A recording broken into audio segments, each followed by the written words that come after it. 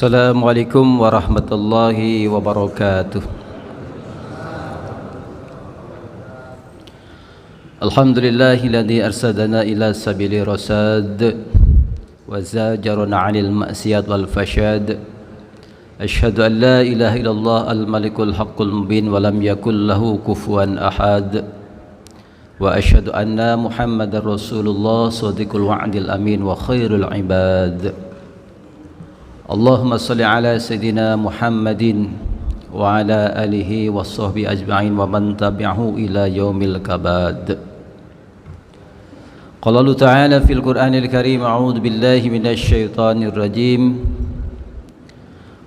Fa'tasimu bihablillahi jami'an wa la tafarraqu wazkuru ni'matallahi 'alaikum id kuntum a'da'an fa'alafa baina qulubikum fa asbahtum bi ni'matihi ikhwana. Wa qala Nabi sallallahu alaihi wasallam, man ahya sunnati faqad ahabani wa man ahabani kana ma'i fil jannah.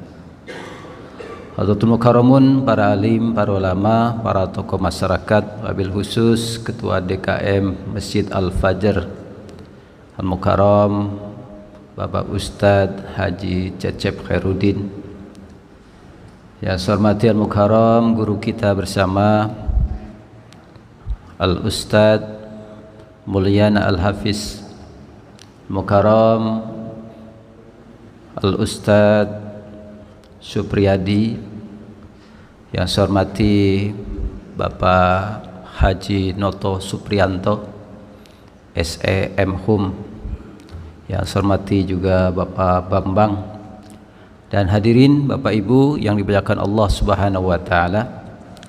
Alhamdulillah di pagi yang sejuk ini, dengan rinai turun rahmat dari Allah Subhanahu wa taala, mudah-mudahan kita semuanya senantiasa diberkahi, dirahmati Allah Subhanahu wa taala. Dan kita doakan bersama kampanye terakhir hari ini, mudah-mudahan damai semuanya, tidak terjadi hal-hal yang tidak kita harapkan, dan mudah-mudahan pemilunya juga demikian lancar, jurdil, dan dapat menghasilkan pemimpin yang adil, pemimpin yang akan dapat membawa Indonesia menjadi negeri yang baldatun thayyibatun wa rabbun ghafur. Amin ya rabbal alamin. Jemaah sekalian yang dirahmati Allah Subhanahu wa taala, mari kita kutip hikmah daripada kitab Hikam. Al-hikmatu sabi'ah minal hikami ata'iyah. Qala al-arif billah al-imam Ibnu Athaillah Sakandari rahmatan wasi'atan wa nafa'na bi'ulumihi. La yusakkikannaka fi wa'di siddiqi adam wuqu'il maw'udi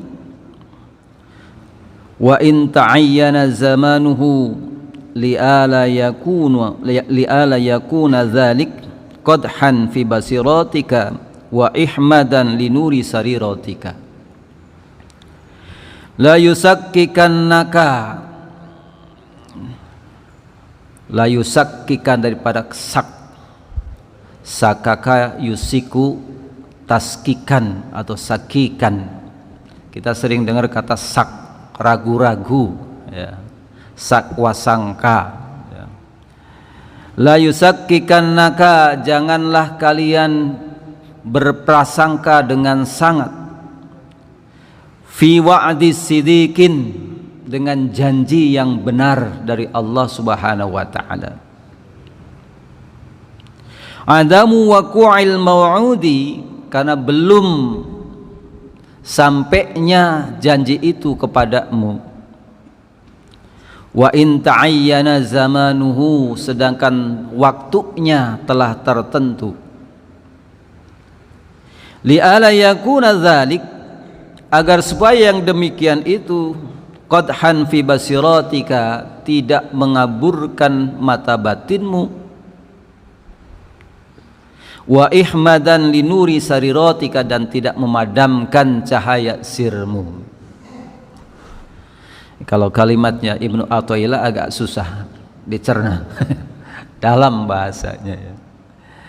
Jadi maksud daripada kalam Ibnu Athaillah ini, jangan ragu kepada apa yang telah dijanjikan oleh Allah Subhanahu wa taala. Karena ketika Allah berjanji pasti ditunaikan. Innallaha la yukhliful mi'ad. Bahwa sesungguhnya Allah tidak akan pernah memungkiri janjinya. Apa di antara janji Allah? Ud'uni astajib lakum. Berdoalah kepadaku, pasti aku akan mengabulkan. Berarti setiap yang berdoa pasti dikabulkan oleh Allah Subhanahu wa taala. Cuma pengabulan Allah tidak sesuai apa yang kita inginkan. Karena Allah mengabulkan sekehendak Allah. Dan Allah juga memilih waktunya sekehendak Allah, bukan apa yang kita inginkan, bukan waktu yang kita tentukan. Terserah Allah Subhanahu wa taala.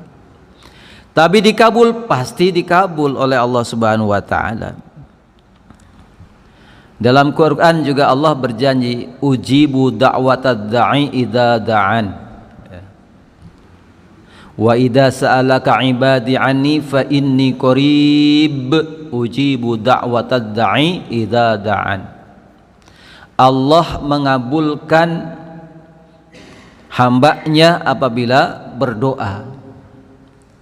Tapi Ibnu Arabi memaknakan ujibu da'wata idza da'an itu berbeda dengan kita. Ujibu kita artikan dikabulkan. Tapi kata Ibnu Arabi itu bukan dikabulkan, dijawab. Jadi setiap kita berdoa kepada Allah pasti dijawab. Ajaba yujibu. Meskipun ujungnya ajabah, diijabah juga.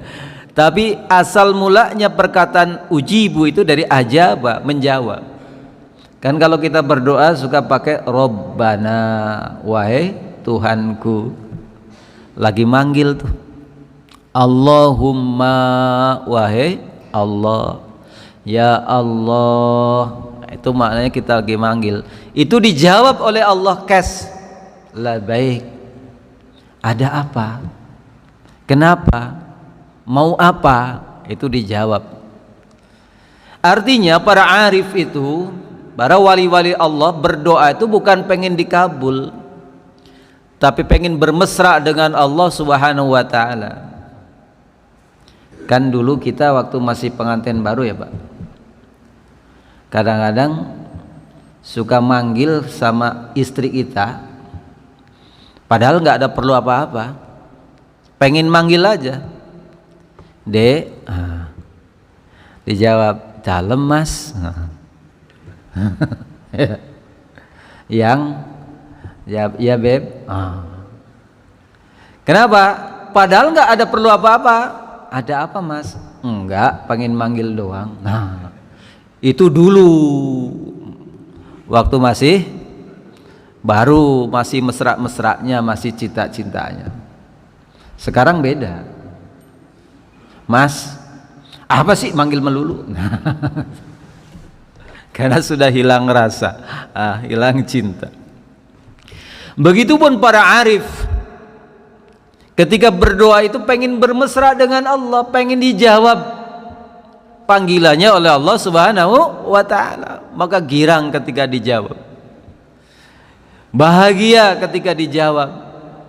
Panggilan seorang kekasih kepada kekasih, mesra dipanggilnya Rabbana, Allahumma, ya Allah tuh. Jadi beda dengan tahapannya dengan kita. Kita kan kalau doa pasti harus dikabul. Kalau doa pengen dipenuhi hajat-hajat kita, levelnya beda. Ya tidak mengapa, karena memang tahapan kita begitu ya.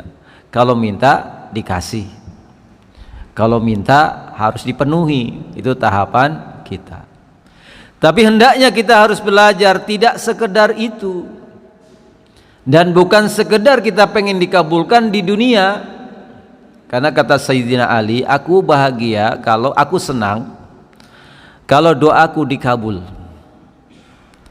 Tapi kalau doaku tidak dikabul, aku lebih senang. Beda ya dengan kita, Pak. Aku kalau doa dikabul senang. Tapi aku lebih senang, lebih bahagia kalau doaku tidak dikabul. Kenapa? Karena kalau tidak dikabul di dunia ini, pasti akan dikabulkan di akhirat. Karena memang doa tidak ada yang ditolak oleh Allah Subhanahu wa taala. Kenapa demikian?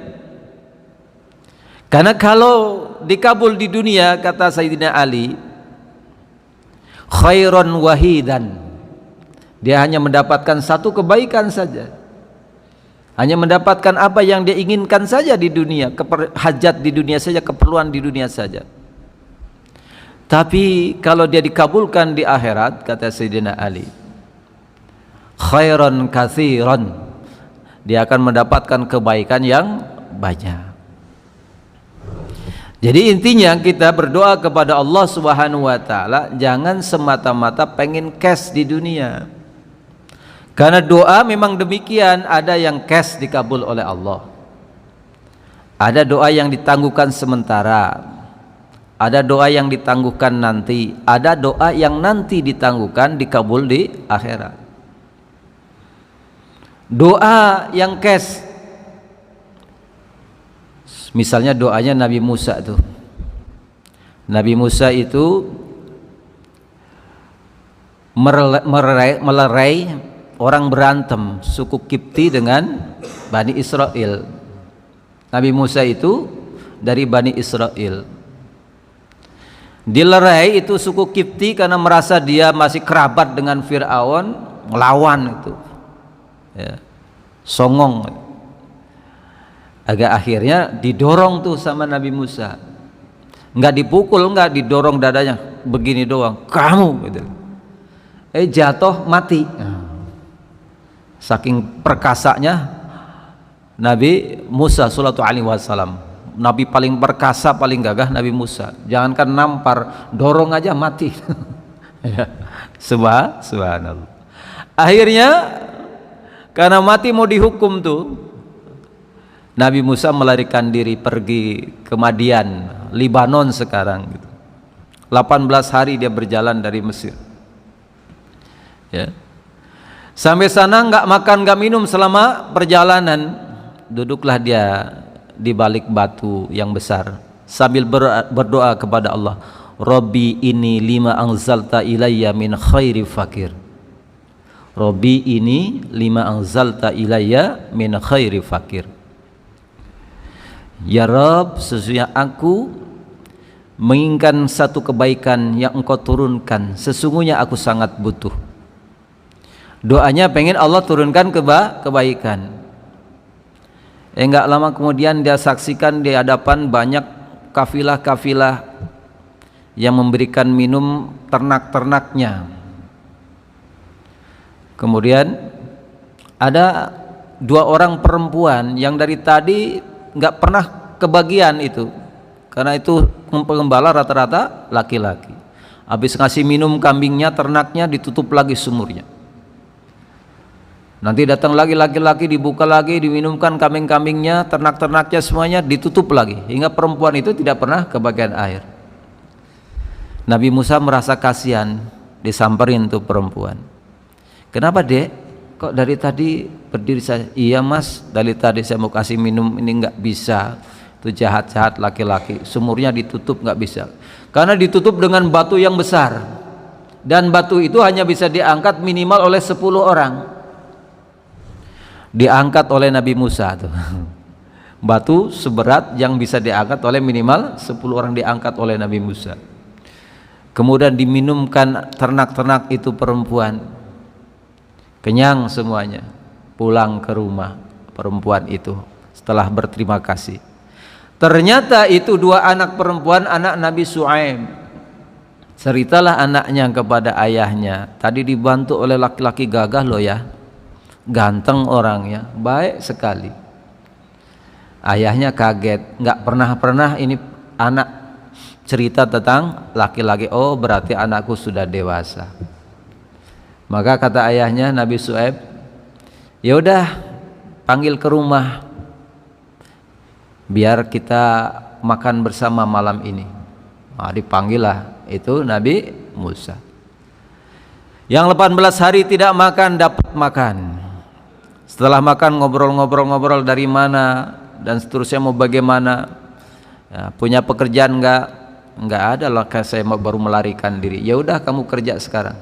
Tuh udah 2 dapat tuh, makan, dapat pekerjaan. Sudah punya istri apa belum? Belum. Pilih salah satu istri saya. Salah satu anak saya. Dapat tuh. Kata Nabi Musa, gimana saya memberi istri saya tidak punya apa-apa, saya tidak punya mas kawin. Udah nggak usah repot, kamu menggembala kambingku 8 tahun itu sebagai mas kawin bagi kamu. Tapi kalau kamu genapkan 10 tahun, maka ternak-ternak itu semuanya menjadi milikmu. Doanya 1, dikasih kebaikan berapa tuh? Cash oleh Allah. Ya, Rabbi ini lima anzalta ilayya min khairi fakir, dikasih makan, dikasih pekerjaan, dikasih istri, dikasih warisan seluruhnya. Subhanallah, cash. Tapi ada doa yang ditangguhkan oleh Allah, lama ditangguhkannya. Doa Nabi Ibrahim. Mekah sekarang ini makmur, Mekah sekarang ini aman, paling aman seluruh dunia. Karena setelah statistik, Mekah itu kota paling aman di seluruh dunia. Itu doa Nabi Ibrahim ratusan tahun yang lalu. Rabbij'alni hadza baladal amina warzuqni ahlahu minas samarati man amana billahi wal yaumil akhir. Ya Allah, jadikanlah kota ini kota yang aman, kata Nabi Ibrahim, dan berilah rizki penduduknya dari langit bagi yang beriman kepada Allah dan hari akhir. Doa itu tidak dinikmati oleh Nabi Ibrahim dan beberapa generasi, dinikmati pada umat Nabi Muhammad sallallahu alaihi wasallam. Dulu Arab gersang. Dulu Arab itu negeri yang tidak menjanjikan apapun, seolah-olah tidak ada kekayaan apapun di negeri itu. Tapi sekarang apa yang tidak ada di Mekah? Pohon pisangnya nggak ada, pisangnya gede-gede. Ya. Apelnya pohonnya nggak ada, apelnya manis-manis. Jeruknya, semuanya makanan ada di Arab. Itu maknanya seolah-olah langsung diturunkan dari langit. Pohonnya tidak ada, tapi semuanya ada di Mekah. Itu doa Nabi Ibrahim sallallahu alaihi wasallam. Jadi doa begitu tuh, ada yang cash, ada yang ditangguhkan, bahkan dinikmati bukan oleh kita, oleh anak cucu kita. Maka doa terus. Jangan putus asa, jangan ragu dengan ketetapan Allah, dengan janji yang Allah telah berikan kepada kita. Kalau kita berdoa pasti dikabul oleh Allah. Maka ikhtiar, jangan putus asa. Makanya nyalon juga kalau pengen jadi presiden jangan putus asa. Nyalon saya bisa berkali-kali, berarti dia percaya dengan janji Allah. Nggak jadi di dunia, mudah-mudahan jadi. Ya memang kalau masuk surga semuanya jadi raja. Ya. Orang mukmin itu kalau masuk surga jadi raja. Ya sekali lagi kita doakan, mudah-mudahan kita akan mendapatkan pemimpin yang adil. Di masjid boleh bicara politik nggak? Boleh. Yang tidak boleh itu kampanye. Quran ini bertebaran ayat-ayat politik. Bahkan dalam Al-Quran itu ada 4 bagian. Yang pertama rub'ul ibadah, seperempatnya bicara tentang ibadah, termasuk fikih-fikih di dalamnya, hukum-hukum ibadah. Dan politik itu masuk dalam fikih ya. Ada fikih asyasah tentang politik. Terus rub'ul zinayat dalam Quran itu seperempatnya bicara tentang hukum hudud, tentang hukum pidana dan perdata. Rub'ul munakahat seperempatnya bicara tentang pernikahan. Yang terakhir rub'ul muamalah, yaitu bicara tentang sospolkam, sosial, politik, keamanan dan ketertiban. Itu semua ada dalam Al-Quran. Jadi agama ini diturunkan itu kafah untuk mengurus segala sesuatu. Maka kalau ada ucapan politik jangan bawa-bawa agama, salah itu. Bisnis jangan bawa-bawa agama, salah. Karena kalau bisnis tidak bawa agama terjebak riba. Politik tidak bawa agama pasti zolim. Jadi semua harus berlandaskan agama. Kan dalam surat An-Nisa ayat 59 sering kita dengar atiullaha wa atiur rasul wa ulil amri minkum. Itu kan ayat politik. Taat kepada Allah, taat kepada Rasul, dan kepada amri minkum, kepada pemimpin, kepada pemerintah. Cuma harus dicermati kalimatnya atiullah wa atiur rasul. Allah dan Rasulnya itu ada atiunnya. Tapi yang terakhir wa ulil amri minkum, tidak atiunnya di sana. Diatofkan saja dengan yang sebelumnya. Mananya apa? Kita boleh taat kepada pemimpin, boleh taat kepada pemerintah yang taat kepada Allah dan Rasulnya. Jadi kalau ada pemimpin yang tidak taat kepada Allah, pemimpin yang menyelisih hukum-hukum Allah Subhanahu wa taala, wajib kita tinggalkan. Ini ayatnya begitu. Jangan kita kaburkan. Nah, itu buktinya harus taat kepada pemimpin juga. Pemimpin yang mana? Nah, yang sebelumnya harus pemimpin yang taat kepada Allah dan Rasulnya. Jamaah sekalian yang dirahmati Allah Subhanahu wa taala, dalam fikih itu kita sering baca kitab atau belajar kitab-kitab fikih, tapi biasanya hanya istinja, ya, bersuci, wudu, mandi besar, ya, sholat, puasa, zakat, dan haji. Biasanya mentok di situ, padahal fikih itu luas. Ya tadi saya bilang fikih as-siyasah, ada fikih tentang politik. Dalam kitab Matan Takrib tuh yang tipis sekali itu, ya, Matan Takrib itu dibahas tentang politik. Kenapa kita alergi dengan politik? Kita dilarang bicara politik di masjid, padahal Quran, hadis membicarakan politik. Itu warisan dari kolonial. Biar kita nggak paham politik, akhirnya bisa dibodoh-bodohin oleh penjajah dulu. Sekarang udah nggak ada penjajah, yang jajah siapa? Biar kita bisa dimanfaatkan setiap 5 tahun sekali. Kan umat Islam kalau lagi begini jadi primadona, jadi incaran semua partai, incaran semua calon presiden, incaran para calon dewan. Kalau pada pinter nanti nggak bisa dimanfaatkan lagi. Kalau pada kaya nanti bansos nggak berguna. Makanya kita menjadi korban politik.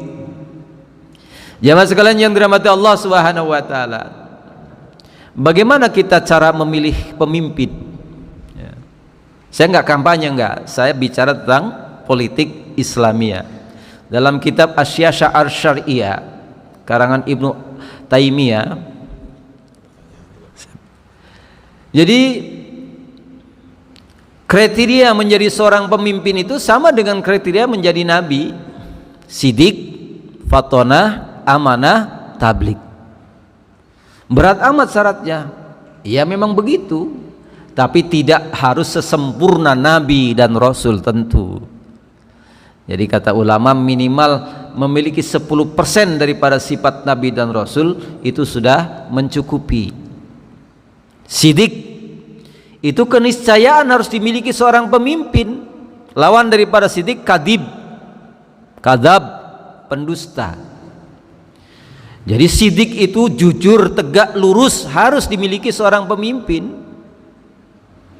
Dan bukan seorang pemimpin saja, semuanya kata Nabi, alaikum bisidqi, hendaknya kalian berlaku sidik. Inna sidqa yahdi ilal bir wa inal bir yahdi ilal jannah. Jadi sidik itu akan mengantarkan pada kebaikan-kebaikan. Maka kalau pemimpin yang sidik akan mengantarkan kepada kebaikan-kebaikan yang banyak. Dan kebaikan yang banyak itu akan mengantarkan ke dalam surga. Surga itu bukan di akhirat saja, bisa didapatkan di dunia kalau pemimpinnya sidik. Itu yang disebut negeri baldatun thayyibatun warabun ghafur, negeri yang laksana surga. Itu kenapa Nabi Adam dulu suruh tinggal di surga dulu, padahal jelas nasnya, inni ja'ilu fil ardi khalifah, aku hendak menjadikan seorang khalifah di atas muka bumi. Tapi kenapa suruh mampir dulu di surga? Dalam tafsir Ibnu Katsir 150 tahun Nabi Adam tinggal di surga. Itu kalau kata para ulama itu suruh studi banding dulu di surga, biar mengerti sistem yang dibangun di surga, hukum-hukum yang dibangun di surga, bagaimana kehidupan di surga, menata alam, sehingga nanti turun ke bumi menata bumi laksana surga. Jadi studi banding dulu tuh, kayak anggota dewan begitu, studi banding ke Amerika gitu, belanja di sana, beli jam tangan harga 1 miliar gitu. Jadi udah dari sana ada studi banding. Nah, tapi ada hukum juga, ya. Kan kata Allah, wa qulna adam uskun anta wa zaujukal jannah wa kula minha ragadan haitsu syi'tuma. Wahai Adam, masuklah ke dalam surga bersama istrimu, makan minumlah di dalam surga kemanapun kamu hendak pergi, silahkan. Ada satu sistem di sana, ada hukum, wala taqraba hadhihi syajarah, tapi jangan dekati satu ini pohon, fatakuna minal. Jadi ada aturan. Maka ketika turun di bumi, itulah yang sistem harus dibangun di atas muka bumi. Bagaimana dalam membangun harmoni kehidupan di atas muka bumi ini tuh begitu. Jadi sekali lagi, kita ini memang sejak awal Allah ciptakan itu untuk jadi khalifah, untuk jadi pemimpin. Khalifah itu harus bagaimana? Harus menciptakan surga di atas muka bumi ini, sebagaimana Adam belajar di surga untuk diterapkan di bumi, yang harus menciptakan kemakmuran, keadilan, harmoni kehidupan yang baik. Itu khalifah namanya. Kan pemimpin dalam Islam itu ada beberapa bahasa. Khalifah yang pertama, yang kedua amir, amirul mukminin. Amir itu dikata amar, perintah. Amir yang memerintah. Maknanya seorang pemimpin itu diperintah oleh rakyat, diberikan mandat oleh rakyat. Memerintahnya itu bukan serta-merta, tapi karena diberikan mandat oleh rakyat. Itu demokrasi yang sebenarnya sudah ada dalam Islam. Ya, amirul mukminin itu yaitu pemerintah yang demokratis, yang dia mendapatkan mandat dari rakyat, kemudian dia memimpin untuk mengelola, untuk mengatur, untuk menjadikan rakyat itu tujuan utama. Kemudian pemimpin juga disebut imam. Apa imam? Dari kata ummi. Maka seorang pemimpin itu harus memiliki sifat ummi, seperti ibu yang menyayangi tanpa batas, menyayangi tanpa pilih kasih. Ibu rela lapar, yang penting anak kenyang. Ibu rela sakit, rela kedinginan, yang penting anak nyaman dan hangat. Nah, itu imam. Kira-kira ada nggak imam sekarang begitu, Pak? Ada RW. Jangan sekalian dirahmati Allah Subhanahu wa taala. Jadi begitu. Jadi sidik, kalau pemimpinnya sidik, insya Allah akan menghimpun kebaikan-kebaikan yang banyak dan akan dapat menciptakan surga di atas muka bumi ini.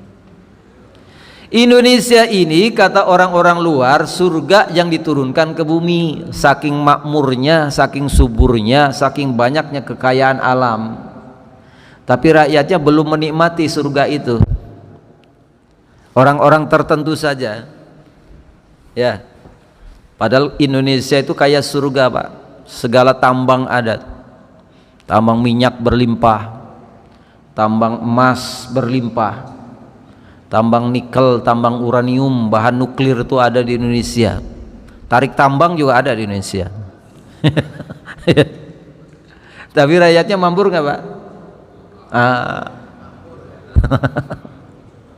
Ini namanya diazab oleh Allah, ya, diazab oleh Allah karena kita salah memilih pemimpin.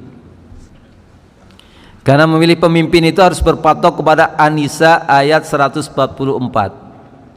Ya ayyuhalladzina amanu la tattahidul kafirina awliya min dunil mu'minin. Hei orang-orang yang beriman, janganlah kalian mengambil orang kafir sebagai pemimpin meninggalkan orang-orang mukmin. Bahkan calon-calon kebanyakan Islam, anggota dewan kebanyakan Islam. Kata Ibnu Taimiyah dalam kitab Asy-Syiah Asy-Syar'iyyah, ayat ini termasuk orang yang mengaku mukmin, mengaku Islam, katanya Islam tapi memiliki sifat orang kafir. Jadi bukan orang yang nyata-nyata kafir, bukan beragama Islam, tapi orang yang mengaku Islam tapi memiliki sifat kafir. Apa sifat kafir? Zalim, khianah, tidak adil, itu sifat kafir. Maka kalau ada orang yang demikian, meskipun mengaku Islam, mengaku bersahadat kalau mau sakaratul maut, maka itu termasuk dalam ayat ini. Jangan dipilih, karena apabila masih ada orang yang lebih mukmin, lebih soleh, lebih baik, rekam jejaknya jelas, pendidikan jelas, lingkungannya jelas, keluarganya jelas, maka pilih yang demikian. Jangan min dunil mu'minin, meninggalkan orang mukmin. Apa akibatnya? Aturiduna ataj'alu lillahi 'alaikum sultanan mubina. Kalau kalian melakukan demikian, ada yang lebih iman, lebih soleh, lebih baik, kamu pilih yang enggak jelas, maka Allah punya alasan untuk menimpakan azab kepada kalian. Bahasanya sultanan mubina. Sultan kan kehebatan, kekuasaan. Jadi Allah bisa menunjukkan kekuasaannya, kehebatannya kalau kita salah memilih pemimpin. Diazab oleh Allah, Pak. Apa salah satu azabnya? Ya tadi itu, Allah cabut keberkahan dari negeri itu. Di antara tidak ada berkahnya kehidupan di negeri, banyaknya kekayaan berlimpah ruah tapi tidak sejahtera rakyatnya, itu maknanya dicabut keberkahan. Karena Allah sudah janji, "Lau kana ahlal qura amanu wa taqaw la fatahna 'alaihim barakati minas sama'i wal ardh." Andaikan satu penduduk negeri beriman dan bertakwa kepada Allah, pemimpinnya beriman dan bertakwa, aparatnya beriman dan bertakwa, jaksa hakimnya beriman dan bertakwa, anggota dewannya beriman dan bertakwa, rakyatnya beriman dan bertakwa, la fatahna 'alaihim barakati minas sama'i wal ardh. Allah curahkan keberkahan dari pintu langit dan bumi. Jadi sekarang yang tidak ada di Indonesia itu cuma satu, keberkahan. Kalau kekayaannya berlimpah ruah. Itu kata mantan ketua KPK Abraham Samad, itu kalau privat saja, satu privat saja dikuasai Indonesia sepenuhnya, itu dapat menggaji rakyat Indonesia yang jumlahnya 270 juta setiap bulan masing-masing 10 juta, Pak. Jadi bukan beras 10 kilo, bukan ya, bukan duit 350.000 sebulan, bukan. Tapi rakyat seluruhnya dapat digaji 10 juta dari privat doang. Dan di Bima itu katanya ada gunung yang lebih emasnya lebih banyak dari privat. Waktu itu hampir digali itu sama privat. Tapi orang Bima keren juga itu, demo habis-habisan sampai kantor bupati dibakar. Nggak jadi itu. Maka ada gubernur yang nyangkut tuh. Dengan kasus itu. Itu nanti kalau presiden yang baru bisa mengeksplor itu, bisa menggali itu, dan untuk kesejahteraan rakyat Indonesia, hutang beres, Pak, itu, Pak. Hutang Indonesia beres itu. Yang penting syaratnya satu itu, pemimpinnya adil. Di antara adil itu sidik, sifat sidik. Biar Allah turunkan keberkahan kepada kita. Yang kedua, fatona, cerdas. Bagaimana pemimpin kalau tidak cerdas? Pemimpin kalau tidak punya pengalaman yang baik, bisa memimpin rakyat sebanyak ini, negara sebesar ini, nggak bisa main-main, Pak. Harus cerdas, harus mampu merumuskan langkah-langkah yang terbaik untuk mengatasi permasalahan-permasalahan bangsa yang kompleks ini. Harus bisa memberikan solusi-solusi terbaik yang begitu banyak masalah negara ini. Harus cerdas. Yang ketiga, amanah. Ya, amanah ini perkara yang sangat berat. Sampai-sampai Allah menggambarkan dalam Quran, Allah menyerahkan amanah kepada langit, langit menolak. Allah menyerahkan amanah kepada gunung, gunung menolak. Allah menyerahkan amanah kepada bumi, bumi pun menolak. Tapi begitu diserahkan kepada manusia, manusia menerima amanah itu padahal berat. Maka bahasanya oleh Allah dikatakan dolulan jahula, udah sesat, bodoh lagi. Manusia dikatakan begitu tuh oleh Allah. Kenapa? Mau menanggung amanah yang begitu berat. Makanya amanah ini tidak boleh sembarangan kita berikan. Dalam An-Nisa, surat An-Nisa ayat 58, Allah katakan, innallaha ya'murukum an tu'adul amanati ila ahliha. Ini perintah dari Allah nih. Sesungguhnya Allah menyuruh kepada kalian memberikan amanah kepada ahlinya. Jangan sembarangan kita memberikan amanah, dosa kita. Dituntut nanti kita di akhirat. Kalau kita memberikan amanah kepada bukan ahlinya, maka kita harus memberikan amanah kepada ahlinya. Yang mana yang aliyat tadi memiliki sifat yang 4 tadi, sidik, fatonah, amanah, tablik. Karena bahaya kalau kita tidak memberikan amanah kepada ahlinya. Abu Dzar Al-Ghifari pernah datang kepada Rasulullah SAW meminta jabatan, karena Salman Al-Farisi saudara angkatnya sudah jadi gubernur. Sahabat-sahabat yang lain juga sudah diberikan jabatan. Kemudian Abu Dzar minta kepada Rasul, apa jawab Rasulullah? La anta dhaif. Tidak, kamu lemah. Lemah apanya nih? Padahal Abu Dzar ikut jihad juga, mengangkat pedang juga. Tapi dikatakan lemah. Boleh jadi yang dimaksud lemah itu mungkin badannya kekar, mungkin badannya gagah, tapi kemampuan berpikirnya kurang, kemampuan manajerialnya kurang, pengetahuan politiknya kurang, lemah, bahaya nih. Nggak diberi jabatan oleh Rasulullah Sallallahu Alaihi Wasallam. Pernah juga datang Abdurrahman bin Samurah kepada Rasulullah Sallallahu Alaihi Wasallam minta jabatan juga. Apa kata Rasulullah? Ya Abdurrahman bin Samurah, la tas'al amarota. Wahai Abdurrahman bin Samurah, jangan meminta jabatan. Fa innaka an u'titaha an mas'alatin, dan jika engkau mendapatkan jabatan karena dengan meminta, dengan menggebu-gebu, wukilta ilaiha, maka engkau akan ditinggalkan oleh Allah. Wa in u'titaha min ghairi mas'alatin u'inta 'alaiha. Tapi jika engkau mendapatkan jabatan bukan karena meminta, bukan karena menggebu-gebu menginginkan jabatan itu, maka engkau akan ditolong oleh Allah Subhanahu wa taala. Oh, jadi begitu. Pantas Indonesia enggak pernah ditolong oleh Allah, pemimpinnya mendapatkan kepemimpinan dengan menggebu-gebu, dengan menggunakan berbagai macam cara, yang penting dapat mengakali undang-undang, mengakali konstitusi dan sebagainya macamnya, menggunakan yang haram, yang apapun dilakukan. Pantas, karena Allah sudah janji itu lewat lisan Rasulnya, wukilta ilayya, ditinggalkan oleh Allah. Tapi kalau pemimpin yang dia memang dikehendaki oleh rakyat, u'inta alaika, maka akan ditolong oleh Allah Subhanahu wa taala. Allah turunkan para malaikatnya untuk menolong pemimpin itu.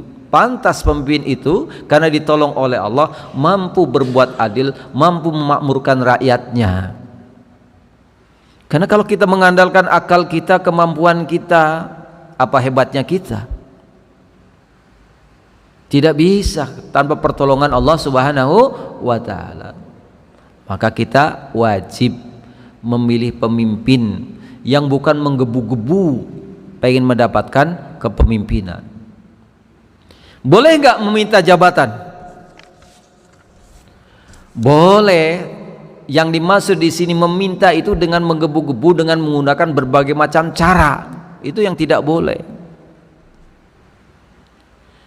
Karena Nabi Sulaiman juga meminta jabatan, meminta kekuasaan kepada Allah.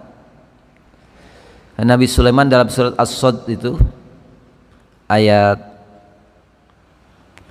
30 kalau nggak salah, dia berdoa kepada Allah, Rabbighfirli wahabli mulkan la yambagi li ahadin innaka antal wahhab. Ya Allah, ampuni aku dan berikan aku mulkan, kekuasaan, la yambagi, yang dimana kekuasaan itu tidak akan pernah diberikan li ahadin, kepada siapapun. Jadi meminta kekuasaannya, minta kerajaan itu kerajaan yang enggak tanggung-tanggung, yang tidak pernah diberikan dan tidak akan pernah diberikan kepada siapapun. Innaka antal wahhab, sesungguhnya engkau maha pemberi. Itu doa Nabi SAW. Berarti minta, boleh minta. Ya kalau sekarang pengen jadi anggota dewan, berkampanye lah, kan harus sosialisasi, harus memperkenalkan diri. Tapi bukan berarti karena dia menggebu-gebu. Yang tidak boleh tuh menggebu-gebu, nafsu banget tuh. Jadi meminta boleh. Nabi Yusuf juga begitu. Dulu habis di penjara, kan dia mimpi tuh di penjara. Ada 7 ekor sapi yang kurus, ada 7 ekor sapi yang gebuk. Yang kemudian dimaknakan akan terjadi masa peceklik 7 tahun dan nanti akan terjadi masa subur 7 tahun juga. Maka disampaikan kepada raja, dan kemudian Nabi Yusuf meminta jabatan kepada raja karena merasa dialah yang bisa mengatasi permasalahan itu. Apa doa Nabi, apa perintah Nabi Yusuf? Ij'alni ala khazainil ardi ini hafizun. Dia minta kepada Allah, wahai Tuhan, berikan saya, jadikan saya khazainil ardi, bendahara. Ardi maksudnya bendahara di negeri ini. Sehingga saya mengetahui, sehingga saya alim. Jadi maksudnya punya integritas, punya kemampuan. Meminta, jadi boleh meminta jabatan, boleh asal sesuai dengan kemampuan, asal sesuai dengan apa yang dia mampu lakukan untuk mengatasi permasalahan. Jadi boleh meminta. Jadi sekali lagi, yang tidak boleh meminta itu yang menggebu-gebu, yang memintanya dengan berbagai macam cara, dengan menggunakan berbagai macam cara yang tidak dihalalkan, tidak dibolehkan oleh undang-undang, itu yang tidak boleh. Jadi kembali lagi pada bahasan kita, perkara doa. Jadi meminta pemimpin jadi pemimpin, meminta segala sesuatu boleh dilakukan, dan jangan putus asa kepada apa yang telah dijanjikan oleh Allah Subhanahu wa taala. Kalau kita memang makomnya memang akan jadi pemimpin, pasti akan dijadikan pemimpin oleh Allah Subhanahu wa taala. Kalau apa yang kita minta sudah ditentukan oleh Allah, sudah dicatatkan oleh Allah di Lauh Mahfuz sana, pasti akan sampai kepada apa yang kita hajatkan, apa yang kita cita-citakan. Jadi seluruhnya sesuai dengan janji Allah, ud'uni astajib lakum. Berdoalah kepadaku pasti aku akan kabulkan. Jadi semua itu minta saja kepada Allah. Jangan putus asa. Kalau belum sampai pengabulan itu, teruslah berdoa, karena doa itu juga huwal ibadah, bagian daripada ibadah. Karena ketika kita berdoa, selama kita menunggu pengabulan itu akan jadi ibadah, akan jadi pahala di sisi Allah Subhanahu wa ta'ala.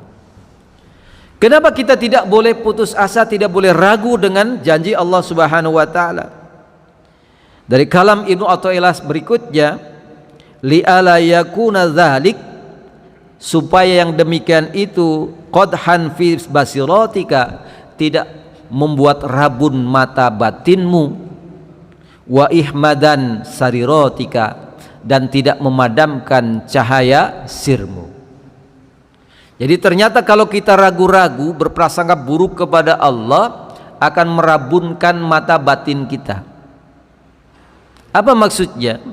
Mata batin ini adalah untuk musyahadah kepada Allah, untuk menyaksikan keagungan Allah Subhanahu wa ta'ala. Kalau kita ragu kepada eksistensi Allah, kepada kekuasaan Allah, keagungan Allah, itu akan membuat rabun mata batin kita, susah menangkap sinyal-sinyal hidayah dari Allah Subhanahu wa ta'ala, susah ma'rifat, kenal dengan Allah Subhanahu wa ta'ala. Kemudian yang terakhir, akan memadamkan cahaya sir kita. Apa cahaya sir? Ya, saya pernah menerangkan dulu, kolbu itu berlapis-lapis.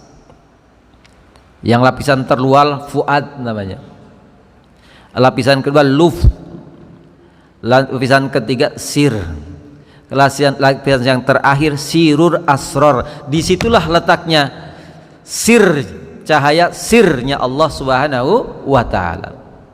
Jadi yang nur sir di situ itu bisa padam kalau kita tidak berprasangka baik kepada Allah, ragu terhadap janji Allah Subhanahu wa ta'ala. Apa akibatnya ketika sariroh kita padam?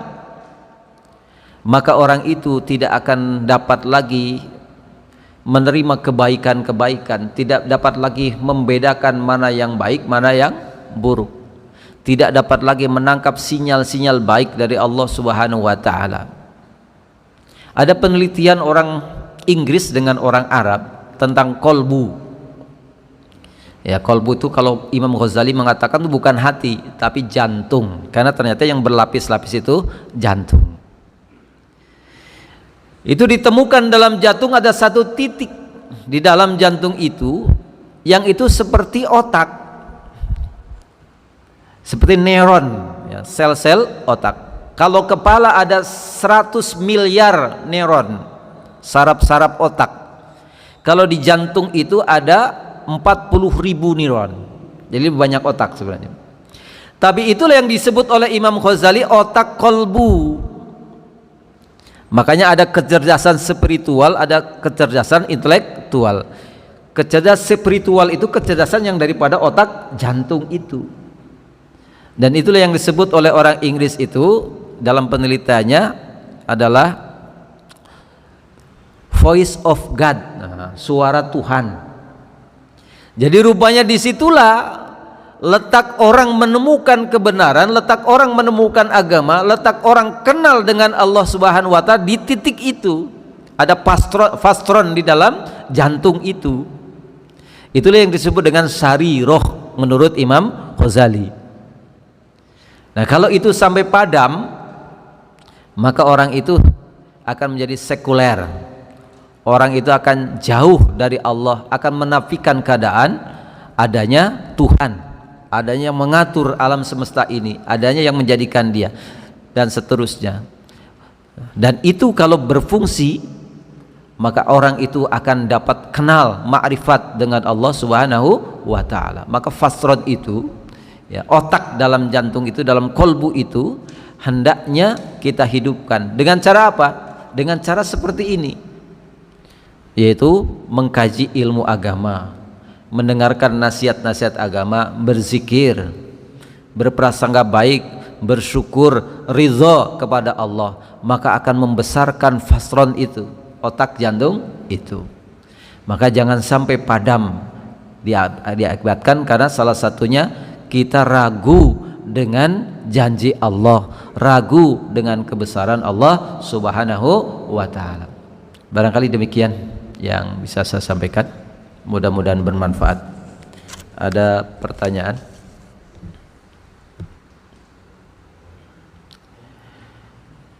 Assalamualaikum warahmatullahi wabarakatuh. Waalaikumsalam warahmatullahi wabarakatuh. Kenapa orang kafir dia nggak pernah berdoa, tapi rizkinya selalu mengalir? Sementara orang muslim sering berdoa, tapi rizkinya sering seret. Ini mewakili pertanyaan banyak orang. Kenapa orang kafir rezekinya lancar,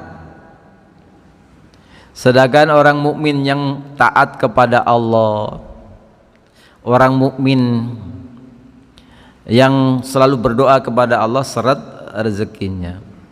Kita maknakan dulu, rezeki itu bukan sekedar uang, rezeki itu bukan sekedar rumah, rezeki itu bukan sekedar pekerjaan, rezeki itu bukan sekedar mobil dan lain sebagainya. Rezeki itu luas, termasuk ilmu ini rezeki, termasuk sehat itu rezeki. Bapak boleh banyak duit, mau banyak, sekarang kasih 10 miliar Pak, tapi sakit gigi 10 tahun. Ya. Rizki juga yang paling berharga itu adalah keberkahan dan ketentraman hati.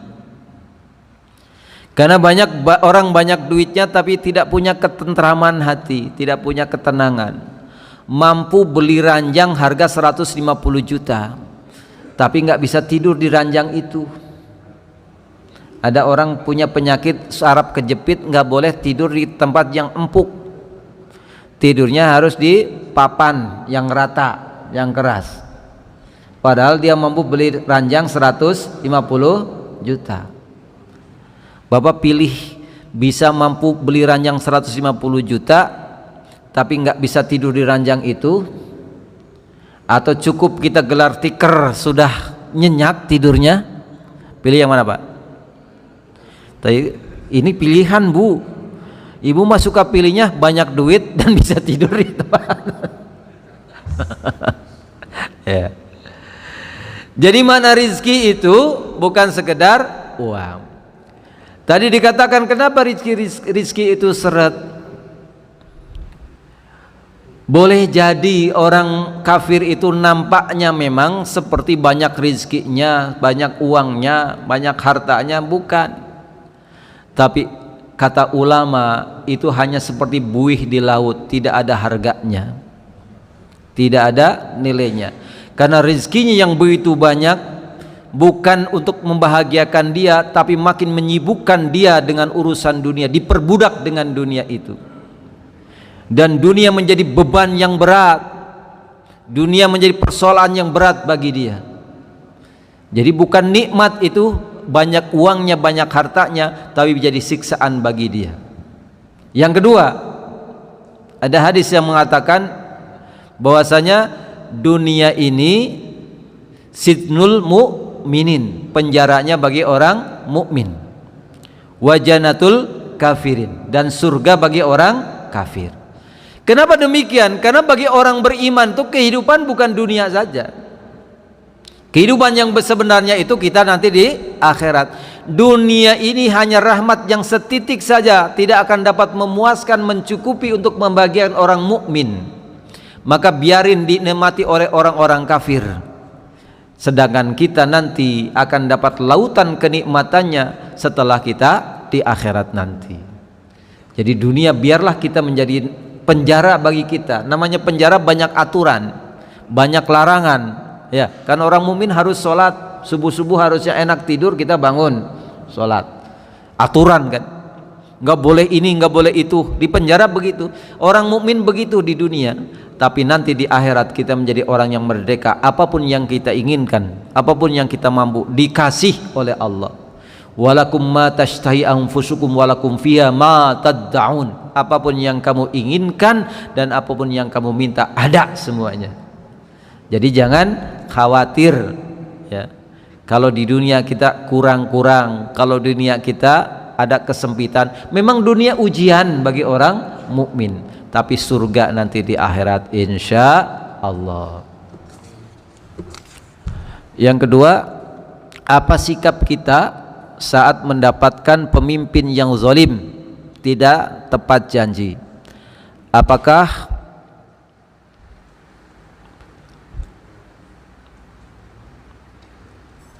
ya, bagaimana sikap kita kalau kita mendapatkan pemimpin yang zalim? Karena ini bukan negara Islam, negara demokrasi, maka kita ikut konstitusi, kita ikut cara hukum ya. Boleh kita tidak sepakat dengan pemimpin yang ada, boleh kita kontrak dengan pemimpin yang ada, tapi kita pun tidak bisa melakukan secara frontal. Bagaimana? Ya kita punya anggota dewan, sebenarnya mereka yang berhak untuk menegur, untuk memaskulkan, untuk mengatur segala macam. Tapi berfungsi nggak itu, Pak? Ya. Bagaimana sikap kita? Ya udah, kita ikuti syariat agama saja, kita ibadah saja. Kan kita juga tidak diatur-atur amat oleh pemerintah. Kita nggak dikasih makan amat oleh pemerintah. Orang Indonesia itu bangsa yang tangguh, dijajah 350 tahun aja tetap hidup ya. Dijajah oleh Jepang yang begitu dahsyat juga tetap bertahan.